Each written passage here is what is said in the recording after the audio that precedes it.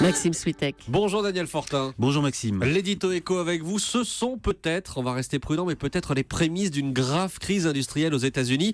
Les faillites de forages pétroliers se multiplient et en cause, bien sûr, il y a toujours la chute des cours du pétrole. Daniel, une question simple, est-ce que c'est grave ? Oui, alors ce qui est sûr Maxime, c'est que tout le monde est très inquiet là-bas. Vous l'avez dit, les faillites se multiplient depuis l'an dernier. Une cinquantaine de producteurs de pétrole et de gaz de schiste ont fermé leurs portes. Et puis rien qu'au Texas, par exemple, 72 000 emplois ont disparu. Du coup, c'est toute l'économie de l'État qui souffre. On a vu par exemple les ventes immobilières qui chutent de 10% ces derniers mois. Et puis donc, je ne vous parle pas des banques. Comme toujours, quand elles sont devant un Eldorado, eh bien, elles ont guichet ouvert. Elles ont prêté à tour de bras aux producteurs qui se lançaient. Résultat, elles se retrouvent avec leurs prêts sur les bras, justement, puisque leurs emprunteurs ont déposé le bilan. Donc oui, tous les ingrédients d'une crise sont là. La seule incertitude, c'est qu'on ne mesure pas encore quelle sera sa véritable ampleur. Alors pourquoi cette incertitude ?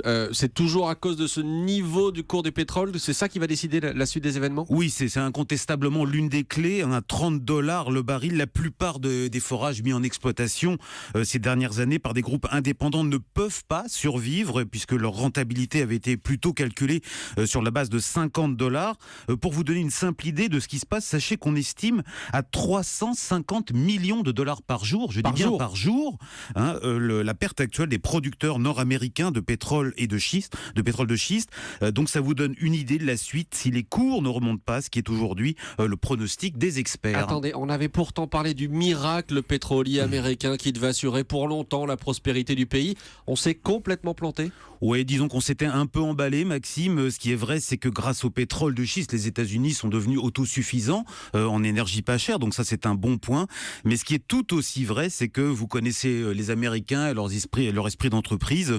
À l'époque de l'Eldorado, beaucoup de businessmen se sont engouffrés dans cette nouvelle activité, souvent sans expérience. Résultat, les coûts de forage sont très très élevés aux États-Unis.